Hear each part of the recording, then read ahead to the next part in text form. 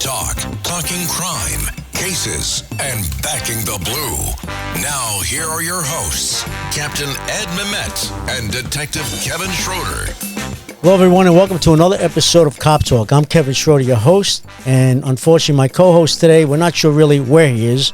Last I heard, he was out campaigning, trying to be a fifth mayoral candidate, but we'll see if he can raise enough money. But until then, taking his place is retired Sergeant Rory Capra.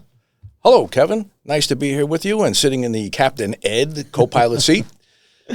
All good. And today we're very fortunate to have a special guest. He's a very busy person, so we're very lucky to have him today. And that is Detective Scott Munro, president of the Detective Endowment Association, I believe the largest detective unit in the world, which I'm a member of, and also the second largest unit as well, correct? Yes. Overall. Scott, welcome. Thank you. Thanks for having me. So anyway, you were here about 6 months ago, and a lot has happened. But I'd like to just touch on Detective Islam. Such an unfortunate situation of him being murdered. Can you touch on that? Tell us about that case. Yeah, it's very sad, with that case that he was working, on his day off. And unfortunately, these people are out here, and this is what we're dealing with in New York City and all over the country. Came in here and basically assassinated him. Shot him going into the into Yeah, that. I mean, what I think is a shame is, the Detective Islam worked in a 4-7, I believe, 4-7 Yes. precinct, very busy house, right?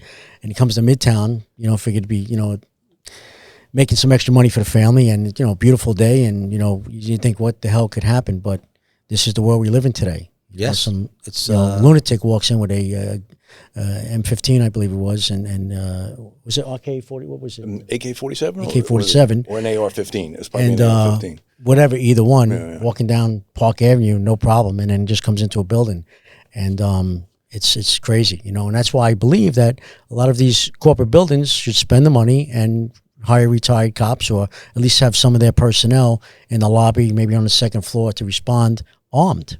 Right. Absolutely. So tell us, what's going on with the DEA?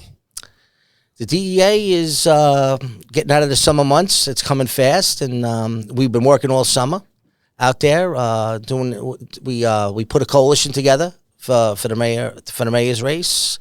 We're working very hard on changing some benefits, trying to get some benefits back that possibly that some of the retirees lost, and some of the actives lost due to the lack of manpower. So we have about 4,700 detectives.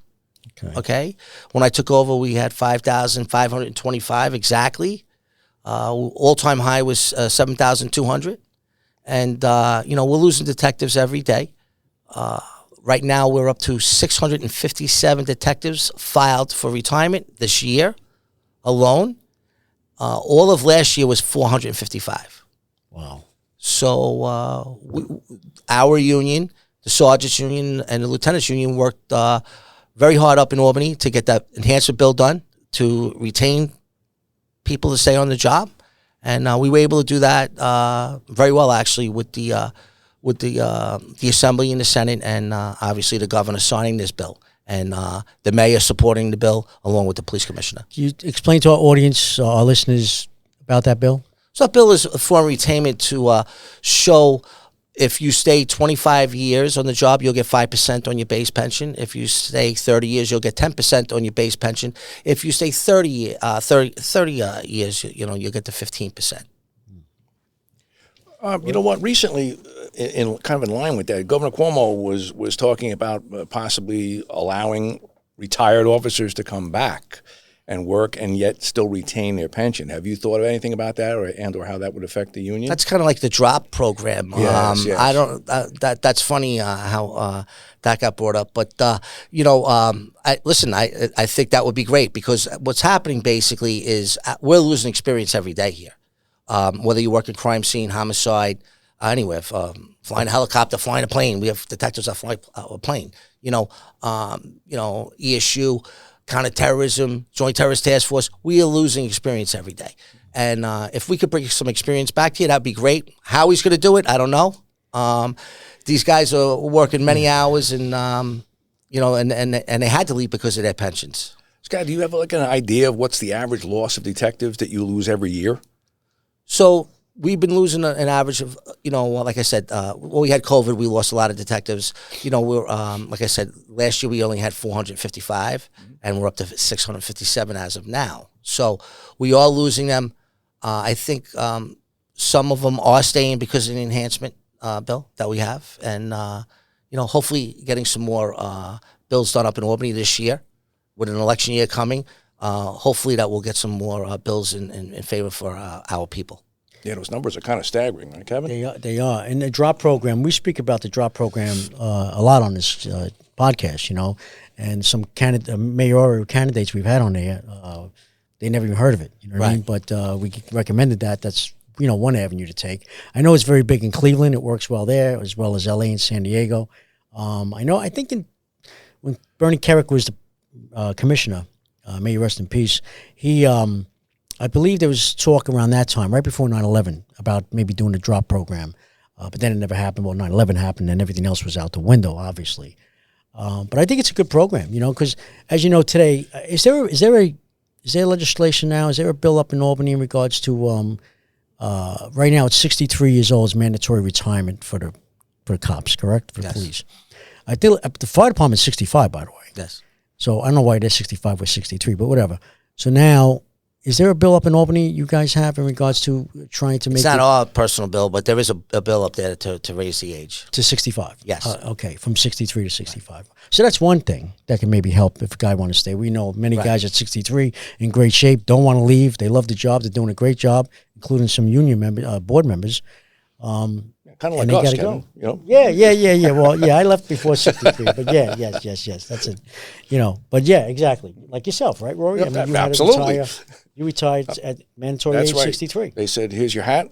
There's a door. What's your hurry? Go. Now, if it was 65 or 67, would you have stayed? Yeah, absolutely. Yeah. Okay. I love the job. I would have stayed. Sure. I mean, I know some guys want to run out of the job once they hit 20. I get it.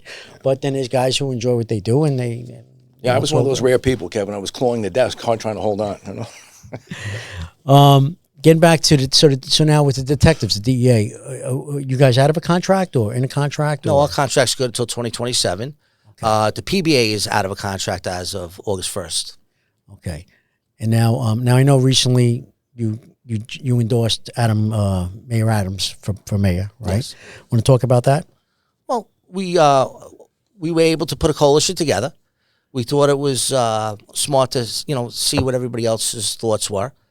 We have the four police, our unions, the detectives, the lieutenants, the sergeants, and the captains are in the coalition, along with sanitation, a bunch of the other one, probation, corrections is in there. And, we decided to endorse Mayor Adams. He treated us right. We received a 19% raise. And, we thought at the coalition that, it would behoove us to endorse Mayor Adams. Okay. And potentially keep moving forward for other benefits that you can gain for the union. Correct. Is any other bills up in Albany that the DEA has that we're trying to get? Yeah, we're going to be working on this coming year is with that 50A bill is very important because what's happening is they're putting this information out whether the detective is guilty or not guilty on some administrative charges on the job is out there, and some of our retired members are not getting jobs because of what happened on this job. Okay, so we're up there now. I think that's what our union is gonna push is to work on that to basically change that. Okay, a little bit. So there's gonna be some baby steps with that, I was told, but we're all looking to change that, especially if the person is found not guilty of it. It should not be on there. And of course, when they retire, why would they need to have that on there? Right. What about when a perp makes a complaint on a detective and it's unfounded? Nothing's done about that in regards to against the perp, right? I mean, they don't go after them civilly or criminally, right? Right. I think that's BS. Yeah. I mean, they hold a police officer accountable and the detective, but we're not holding all these false allegations. They put them through months of being at a desk, and the next thing you know, it's unfounded, and then nothing. So, Kevin, you talk about allegations like an IAB allegation, but there's also CCRB. You know? Right. And that's lately in the last couple of years they've become very aggressive in going after cops. How has that affected the detectives? You know, well, that falls under the 58 too, and Yeah. we're winning about 80% of our cases with that going to the trial room. But the problem is, it's still staying out there. Sure. And as you say, it potentially is affecting them now when they retire to go for jobs because that's out there. Everybody can do a search. They look for this and they say, "Oh, he must be a bad guy," even if it's unsubstantiated or unfounded. But people don't understand what those terms mean. Correct. Now, let's talk about detective squads, right? 75 detective squads, maybe there's 76 maybe detective squads. Yes. Every squad is down, okay? Is there a plan to, bring in anyone coming into the squads? I mean, I know like certain squads they're down from, say, 15 detectives to 8 detectives, and maybe 2 more can retire this month. I mean, what's the plan I know there? they are looking at that. I know there's some lists out there now. I just heard the other day that they are bringing some more detectives in because the class just came out. Right. They're going to start moving some detectives back into the squads, into the track, which is going to help out our union, and of course help out the working detective that's in the squad. Right. We need it. It's important. And like I said, we need those senior detectives to train these new detectives coming in. Scott, with the loss of detectives, what's the average caseload that a detective in a numbered squad is carrying now? 700-800 caseloads. Depends. 700 to 800. That's amazing. That's one person carrying that. Yes, and they're still out there doing details because we're shorthanded on details. They're still standing out there on a parade, and they're still doing, all those things. Transit. They're still doing transit. And they're still carrying the caseload, and they're still clearing cases, and they're working hard. So it's important, that we bring in more people, to give them a little bit of a break and start not burning them out as much, so they're leaving, and then they can't train these new detectives coming into the squad. There was a time when detectives were not touched to go out on uniform details. That was the purview of uniform patrol and other specialties in uniform. And then it kind of changed, and they started sending detectives out. Is that something that maybe the union would look at to try to get back to that, where detectives just do detective work? We tried. It's not, but they don't have the manpower to do the job right now. So, my personal opinion is hopefully that the PBA will be able to get their contract, and that will retain more people instead of waiting maybe 5 years to get a retro check, and and then. That'll retain more people, and maybe showing that starting pay has to be raised so other people come on this job.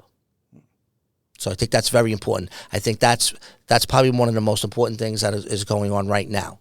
So if you want to keep people retained on this job, let them know what kind of pay raise they're going to get next year, 2027, 2026, whatever the bottom line is. And then basically you're putting it out there when you're advertising for the test in the chief or wherever you're putting it out there, that your starting pay is going to rise, and of course treating police the correct way in New York City, not always going after the police. Sure.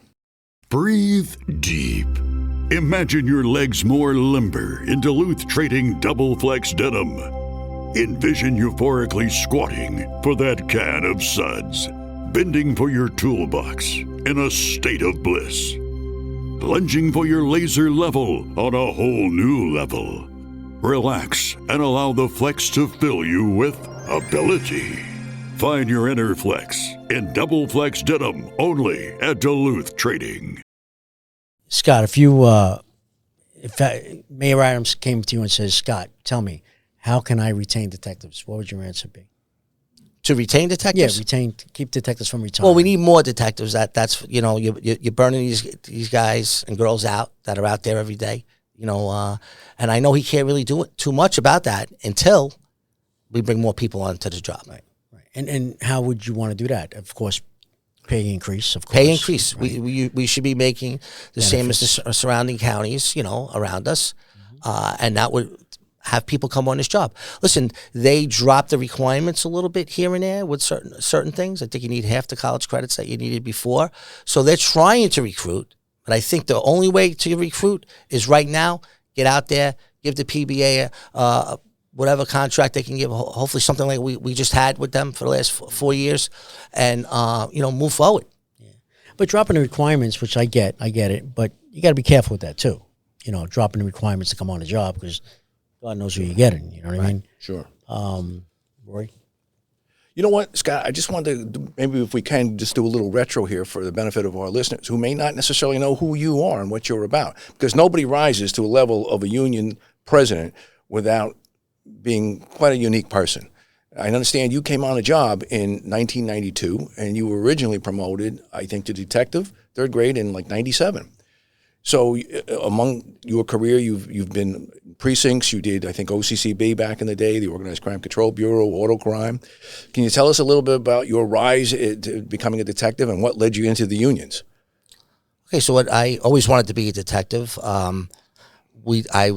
Was exciting back then. You know, what we did, organized crime cases. You know, I may have been assigned to auto crime, but we did racketeering. We did everything. So wherever, when we're up on, well, I call it wires. You know, wiretap. You know, making so everybody can understand trapper traces and bugs. Okay, I was able to do that. So wherever that led us back then, because it was OCCB, we went with it. So it didn't matter if it was extortion. It didn't matter if it was just cause. It didn't matter. Whatever it was, we did. You know, and we went with the cases. So it was enjoyable doing that. You know, back then, and the early 2000s was really, we were really heavy into it, and we were doing a lot of good cases with that. And you were a real working detective. Yes, I worked with a lot of great detectives, and we worked as a team. So it wasn't. I was fortunate to be the case officer. I was fortunate to be the affiant on the wiretaps and the case and everything like that with Southern District, Eastern District, Brooklyn DA's office. The bottom line is that I work with great detectives, and that's what makes a case, is working with detectives that want to do the work and understand the work.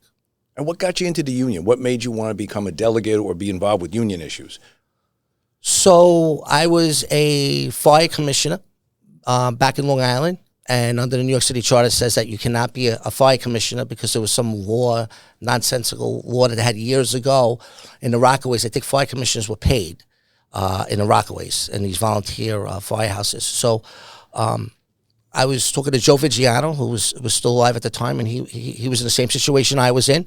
And somebody found out that I was a volunteer fire commissioner, and they decided, IAB came and said, either you're going to be fired if you don't resign. Oh man! And so I basically wrote Commissioner Kelly a letter. And I asked for a leave of absence, not a leave of absence from the job, that I would take a leave of absence from the Board of Fire Commissioners, because that was an elected position out in Long Island. And he okayed it. They never thought I would have it passed. And I got involved with the Assembly and the Senate. At that time, Governor Pataki signed the bill, and we had it passed that all police officers. Great Governor Pataki. Yes, very good. Good friend. Yep. And Marty Golder wrote the bill with Peter Body in the Assembly. Mm-hmm. So I got very involved with that, and I wanted to be involved with the union because I felt that was my right. I felt that they shouldn't be able to tell me what I could do on my day off, or anybody to do with the day off. So you actually went up to Albany and you testified, right, before the assembly there? Yes, I testified at the New York City Charter Revision New York Committee. City too. Wow. I testified there basically, and there was a gentleman there that chaired that committee, Dr. Frank Macriola, that was appointed by Mayor Bloomberg. And he said, I commended on you for what you do. So what I did was I grabbed those minutes from that meeting. I brought it to the Assembly. I brought it to the Senate. We had this bill drafted through Marty Golden and Peter Body. And then we brought it upstate, and that supersedes the city. The city could have did that to City Council. At that time, Peter Vallone was there, and he could have just brought it to the Public Safety Committee. And he said that basically that Commissioner Kelly did not want it. And that's why they're not doing it. So I said, okay, so I'll go to the Senate and we'll go to the Assembly with a great guy named Lou Matarazzo that helped me out drastically with this bill, along with many other people that this affected out in Long Island. Now we have probably hundreds of people in New York State that are police officers that hold these positions. Sure, that public service crosses all lines. You know, that the need to serve, your community and everything doesn't stop with the police department. Mm-hmm. You get involved with your local communities as well. Are you still a volunteer fireman? No, so I stepped down in 2000. I just stepped down after 28 years as a fire commissioner in Hauppauge, and I'm a life member there. Okay. And I take this job very seriously. I couldn't do both, and I wanted to spend more time doing this. For our detectives out there, doing a lot of changes, moving forward, and that's it. That's why that's how I got involved. And then I became a delegate in 2005, and it's all about fighting for our members' rights. That's what it's about every day. You know, it's what you could do for the union, not what they could do for me. When you wake up in the morning, like I speak to the board all the time, I said, guys and girls, because we have 2 females on the board now that we never had before. Since 1917, there was never, a female detective on our board. And I said to them, it's about when we get up in the morning, you look in the mirror and you say, what could we do for the union today? Not what we could do for you today. And that's what it's all about. It's about servicing our members that are out there, retired and active.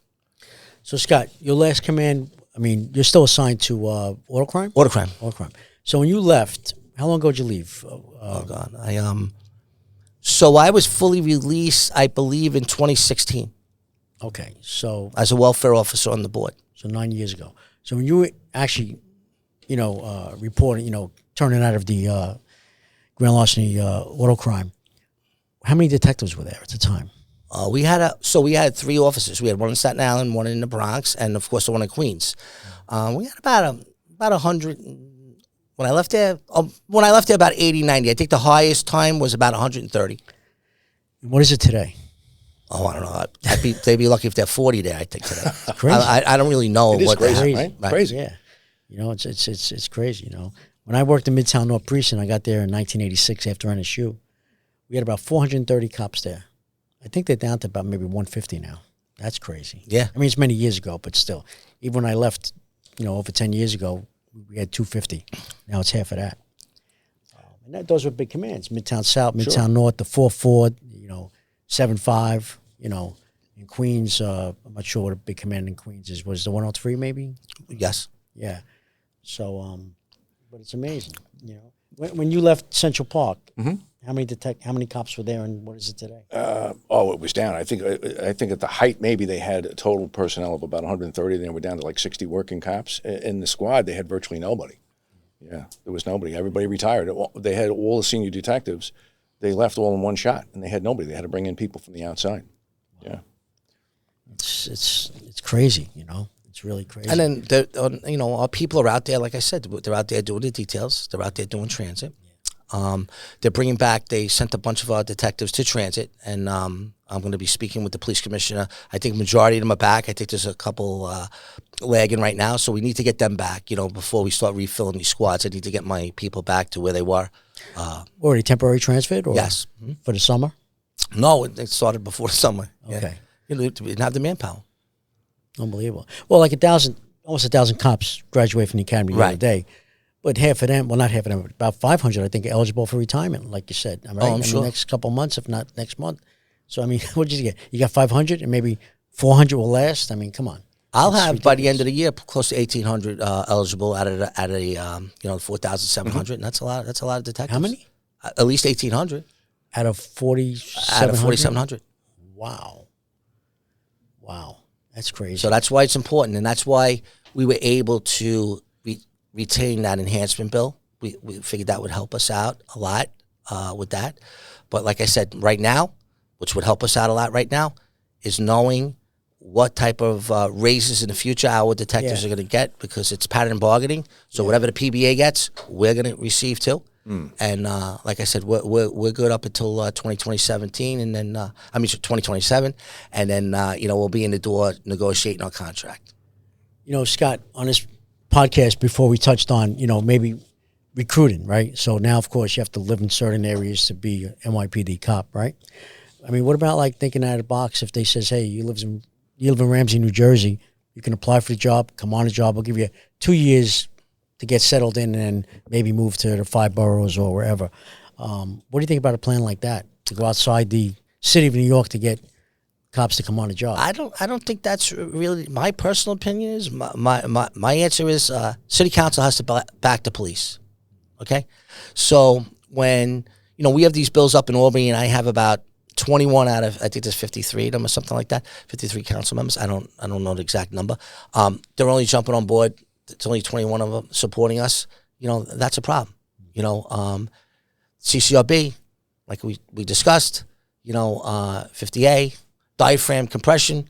Everybody's worried about that. That bill that was out there, you can't touch somebody from the waist up, trying to effect an arrest. Sure. These are things that every police officer has in the back of their mind when they get on the street every day. You know, I can't really speak for the police officers out there. That's Pat Hendry, but I know that that's going through my members' mind every time they have to maybe effect an arrest. Is that okay? So once the politicians start backing the police, then I think you'll have more people coming on this job. Okay, I think it was getting a little bit better. Mm-hmm. I think it was getting better, but now with this election coming up, I don't know what's going to happen. So it's going to be very interesting. Well, this Mandami guy who wants to run, that guy, he cannot be the mayor of the city of New York. Right? That's the first thing. I said it right here. Cannot. I mean, everyone, it's crazy. But if he was to win, okay, and hopefully he doesn't win, the job is shot. The city's shot. We're going to have problems here in the city. I'm concerned. The unions are concerned. If you're not concerned, there's something wrong. You know, listen, we're at an all-time low with crime, okay? With the police officers that we have out there, the detectives that we have out there. I want to keep saying police officers. We talk about detectives. Our detectives that are out there, we're at the all-time low that we are, and we're still closing cases. They're still working hard. They're still out there doing their job, okay? I don't know how long, if Mandami gets in there, I don't know what's going to happen moving forward, okay? I don't think anybody knows, okay, what's going to be. I know what we have now with the mayor that we have here who supports the police, and that's why we elected to go with Eric Adams. So Mayor Adams always definitely supported the police, without a doubt. Yes. That's for sure. But Rory? Well, you know what? Speaking about clearing cases and working out in the street as a detective, how has the institution of the body camera affected your ability to investigate?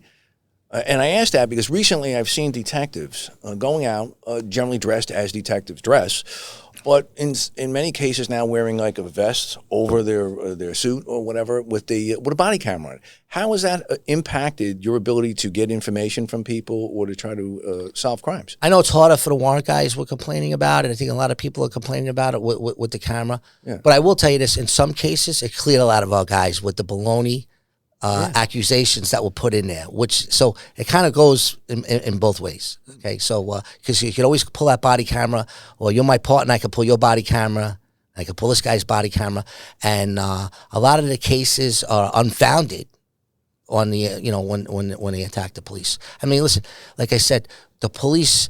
I'm not a social media guy, but my people out on social media, when they walk up to you and you got these people walking up to you and they're filming you and they're saying, hey, you're Detective Thompson and I just ran your name and you got this and you got that. You think that's right for our police officers, our detectives that are out there working transit, working out there to be abused like that? Right. They took an oath. They took an oath to protect the city, to do their job.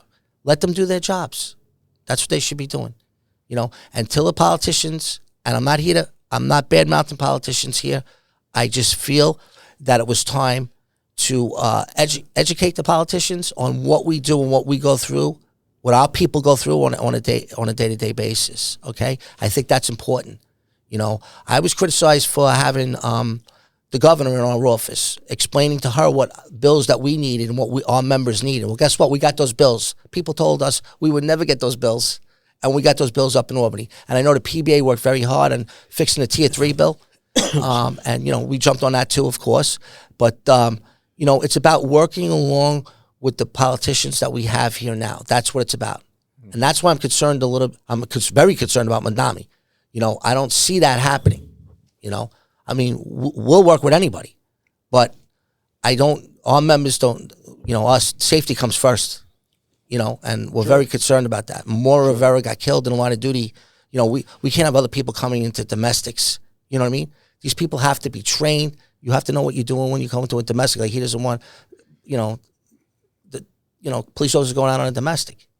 Right. Like, and cutting funding, overtime. Like, the city's not operating. I can't believe that the city's, not that I can't believe. I mean, but think about it. Like, the hours... The men and women are working here in New York City to keep the city safe. How much longer do you really think that could go on for? Yeah. Think about it. You're burning them out. They're leaving. They're going to Suffolk County DA's office. They're going to Nassau County DA's office. They're going up to Rochester. They're going wherever. Because they're retiring and they're living a better lifestyle. Yeah. Right. We've even going down like to other departments where 63 is not the cutoff. You know what I mean? Maybe unlimited age you can come on a job, or maybe 69 or 68. So they're going down somewhere else. A lot of guys I know going down to Palm Beach, with like 10, 15 years on a job. I think some of them as well. Yeah. I mean, so you want to stop that. You want everybody to stay here. NYPD, greatest department in the world, I believe. And that's the bottom line, and greatest detectives in the world. And this is where you want to be. It's a shame what's been happening. Yeah, absolutely. Again, I mean, Adams has been great to the police. He's always backed up the police, which is nice to have I think the last mayor that did that was Giuliani, as far as coming out. Not that Giuliani paid us. He didn't pay us. No, zeros for heroes, Yeah. right? We all know that, Speaking about zeros for heroes, 9/11, okay? You registered in the program? Yes. Okay. You're registered? I'm registered, absolutely. All right. So everyone that's on this podcast, we always tell them, you should get registered if you're not registered, so on and so forth. I don't understand why the government holds back funding for the 9/11 program. I mean, they should be, first of all, I mean, if you're a 9/11 responder, and there's a lot of people, as you know, that day, 3,000 people died, okay? 23 New York City cops, right? 300, over almost 400 firemen.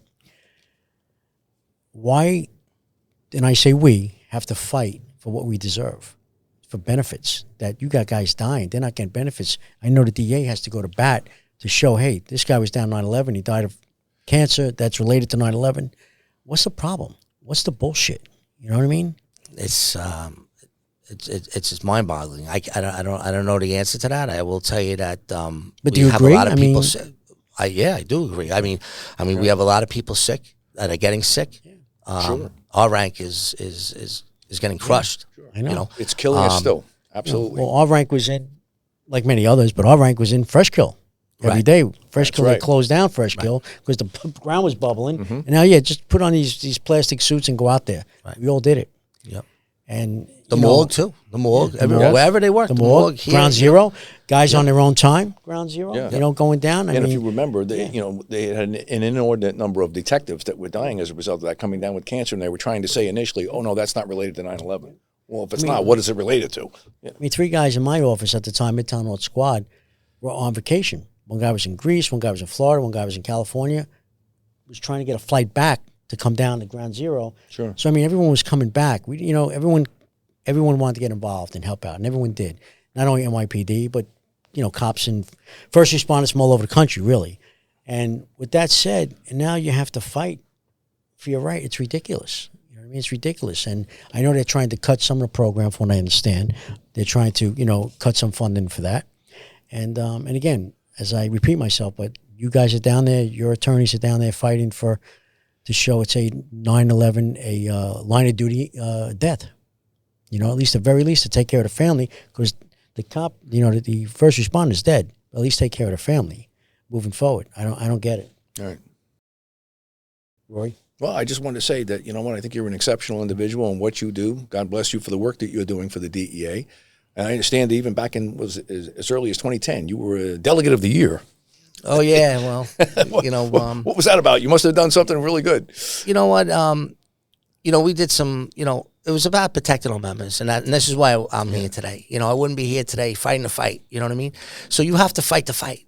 You can't be afraid to fight the fight. Well, you're certainly still fighting. And back in the day, they went against you. They came after you if you fought the fight. Well, guess what? Yep. I'm going to fight the fight. Yep. So I got nothing. There's nothing in my closet. So we're on radio, so people can't see you. But you know what? You're in great shape. You look like you're ready for that knockout blow. We'll have. You're fighting the fight. It's always about the members. Scott, what's under your regime? I mean, you being the president, what's your goals for the DEA in the near future? Well, getting some more legislation done. Okay. Obviously, in 27, getting the best contract that we can get.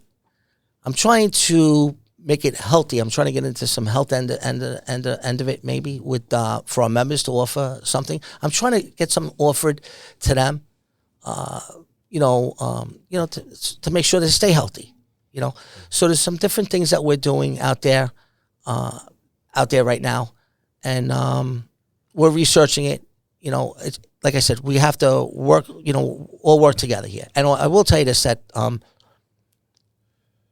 I have a great rapport with all other 4 unions, and I think that's really important. I speak to everybody. Sure. And I think it's great. So It is. We're doing some things. I'm not saying it wasn't done before or anything like that, but I have a great working relationship with all the unions, and I think that's important. I think with law enforcement, and that's why I set that coalition up. That's why I brought in people from Suffolk County, Port Authority, all over the place to come out and to endorse us. Law enforcement is going to have a vote in these elections moving forward, and I think it's important that we do. I think we need to work together. I don't care if you're in Suffolk County or in Nassau County. I keep saying them, Port Authority, or wherever you are, okay? We'll come support you too. Because you know what? Those members may live in this jurisdiction, and it counts, okay? So if we all stick together moving forward. Yeah, ultimately, we're all on the same team. We're all on the same page. Absolutely. Right. Does the SBA union, do they have retirees on their board? Just strictly. That's a good question. I really don't know the answer to that. I believe they do, but I'm not 100% on that. Because I know you guys have retirees involved with the Political Action Committee. Right. And all that. I know that with the Retired Sergeants Association, I know they're very active. I met the president there, Bobby. He's a great guy.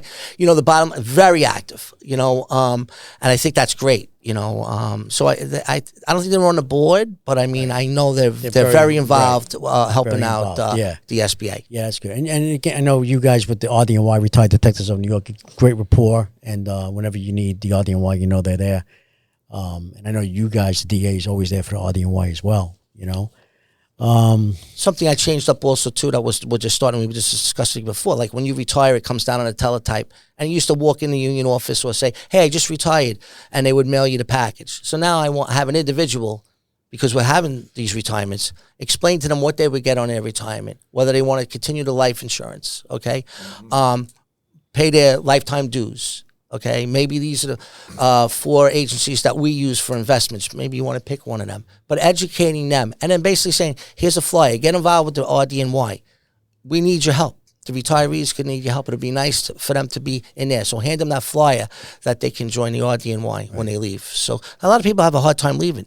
Listen, there's a lot of people that don't want to leave, but they just made that money that they have to leave. Right. And that's what's going on right now. And, and they missed a job. I want to touch on one other thing too, talking about health, mental health. What's your, is there anything going on with the DEA and trying to get involved with helping some detectives who have some mental health issues? The job has a lot of avenues. We have our own avenue. I did the suicide prevention program with all the unions, which was great. I went to the police commission. Another thing that was able to get done, that all the delegates were released that day. We had a seminar at 1PP on suicide. So it was important to get that information out. And the more information we get out there, the more it can help our delegates and to get out to the members. Maybe catch an early warning sign, from someone, taking their life. It's important. I've had friends take their life on this job, and to this day, you never knew why, So I think it's important, with the stress levels and everything what's going on in this world, and I think that's very important. So we did take early, we did that in early, I guess, April. We had that. Okay, that's great. That's good that you're doing that. In closing, Rory. No, I have nothing, Kevin. I'm turning it over to you. Geez, thanks, Scott. I want to thank you. I mean, you've been a great friend to myself and retired detectives and active detectives. I think you're doing a great job. So keep up the good work, and we appreciate what you're doing. And I know I speak to a lot of young guys out there, and they think you're doing a great job as well, especially the White Shields. Can't wait to become a detective, to be under your union. We'll take them all. We'll take them all. And not that the PBA does a great job as well. All our police unions do a great job. Yeah. But I appreciate you being here today. I know you're busy. Thank you for taking time out. Thank you for having me. Guest on Cop Talk. So, thank you, Scott. Thanks for having me. Folks, if you like what you hear, you could subscribe to Cop Talk at Cop Talk WBC. That's at Cop Talk WBC.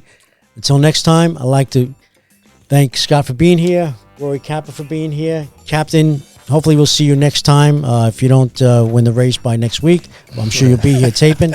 Until next time, God bless you, God bless America, God bless law enforcement throughout the world, and God bless our U.S. military. Thank you.